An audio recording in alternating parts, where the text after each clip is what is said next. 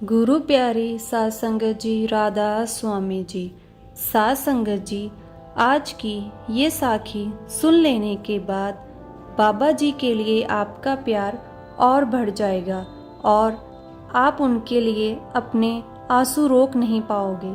साध संगत जी, अभी कुछ साल पहले सबने सुना था कि बाबा जी को कैंसर हो गया है और आगे के सभी सत्संग प्रोग्राम कैंसिल कर दिए गए थे। उस समय उन्होंने अपना आखिरी सत्संग सिकंदरपुर में किया था और उसके बाद बाबा जी की तबीयत थोड़ी खराब हुई। तो जब कैंसर का मालूम चला तो उसके बाद बाबा जी के आगे के सत्संग कैंसिल कर दिए गए। अब सवाल ये आता है कि बाबा जी को आखिर कैंसर हुआ कैसे था। साध संगत जी, एक बार बाबा जी डेरे की एक कैंटीन में दर्शन देने गए थे और उस समय वहां उसी कैंटीन में एक सेवादार बैठा था। उस सेवादार भाई को कैंसर था और वो अपनी इस बीमारी से इतना ज्यादा दुखी था कि जैसे ही उसने बाबा जी का नूरी चेहरा देखा तो उसके मन में एक अरदास उत्पन्न हुई और वो मन ही मन कहने लगा, हे मेरे सतगुरु, मैं अपनी बीमारी से बहुत ज़्यादा दुखी हो चुका हूँ। अब तू मुझे बख्श दे, मुझ पर दया कर दे मेरे मालिक। तो बाबा जी ने जब उस पर दृष्टि डाली तो वो रोने लग पड़ा। उसके कुछ दिन के बाद इस सेवादार को पता चला कि बाबा जी को कैंसर हो गया है। ये समझ गया था कि उस दिन बाबा जी ने उस पर दृष्टि डालकर उसकी बीमारी अपने ऊपर ले ली है। जब उसे ये पता चला कि बाबा जी को कैंसर हो गया है तो वो फूट फूट कर रोने लग पड़ा।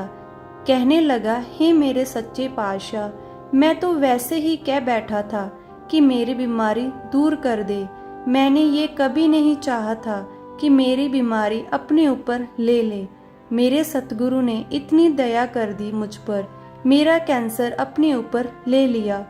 साध संगत जी, संत महात्माओं के बारे में इसीलिए कहा गया जाता है कि संत बहुत दयालु होते हैं। हम कितने भी गलत क्यों ना हो, कितने भी बुरे बन जाएं, लेकिन सतगुरु फिर भी हम पर अपनी दया की नज़र रखते हैं।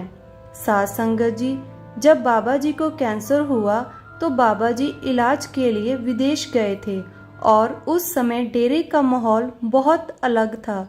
संगत डेरे में बहुत कम जा रही थी, सबकी आंख में आंसू थे। सारी संगत अपने बाबा जी की याद में उनके ठीक होकर वापस लौटने का इंतजार कर रहे थे। और कुछ समय के बाद जब बाबा जी अपना इलाज करवा कर वापस हिंदुस्तान आए और डेरे में पहुंचे थे तो बाबा जी ने बयान दिया था कि डॉक्टर ने कहा है अब घबराने की जरूरत नहीं है। तो जब संगत ने पंडाल में बाबा जी के दर्शन किए थे और बाबा जी की हालत देखी थी तो पूरे पंडाल में संगत जोर जोर से रोने लगी थी।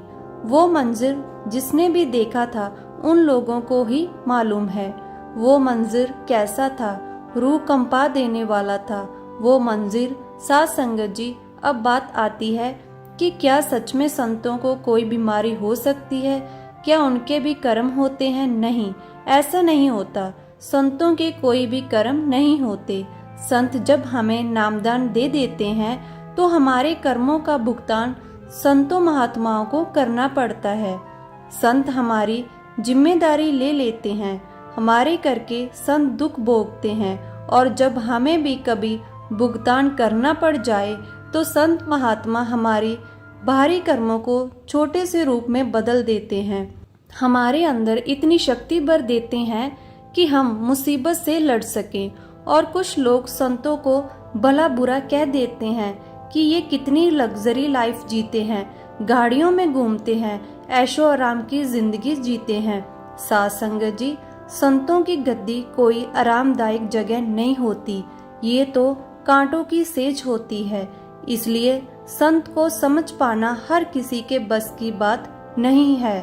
साध संगत जी, ऐसे ही एक बार बहुत पहले की बात है जब सिकंदरपुर सत्संग के समय बाबा जी ने अपने एक अजीज और करीबी सेवादार की जिद पर उसके एक दोस्त को नामदान की बख्शिश कर दी थी, जबकि बाबा जी ने पहली बार उसको देखते ही कह दिया था कि इसको नामदान नहीं मिल सकता क्योंकि इसके कर्म बड़े भारी हैं। लेकिन सेवादार की बार बार जिद पर बाबा जी ने नामदान दिया था। तो उसके तुरंत बाद बाबा जी डेरे वापस लौट आए थे और 7 से 8 दिन बाबा जी को तेज बुखार रहा था।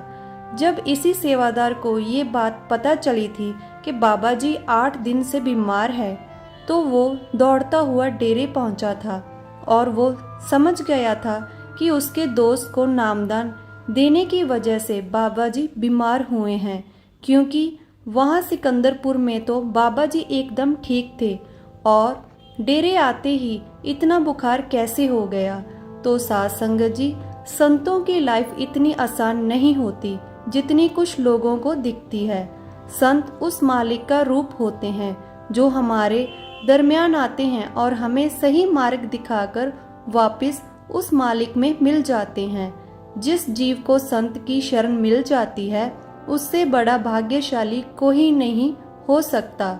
तो इस दुनिया में कितने ही लोग बिना गुरु के धारण किए जन्म लेते हैं और मर जाते हैं, फिर वो इस भव सागर में गोते लगाते रहते हैं। दुनिया छोड़ो, अगर हम अपने आसपास भी देखते हैं तो बहुत से हमारे ऐसे दोस्त हैं, ऐसे रिश्तेदार हैं जिन्हें पता ही नहीं कि जाना कहाँ है, क्योंकि वो किसी पूर्ण गुरु के मार्गदर्शन में नहीं है। वो इधर उधर भटकते रहते हैं। साध संगत जी, इंसान अपनी मर्जी से गुरु धारण नहीं कर सकता। गुरु से मिलना भी तभी होता है जब उस मालिक की कृपा होती है। इसी के साथ आप सभी से इजाज़त लेती हूँ। फिर मिलते हैं एक नई साखी के साथ। बाबा जी की ये साखी आपको अच्छी लगी तो इस चैनल को जरूर सब्सक्राइब कीजिए। राधा स्वामी जी।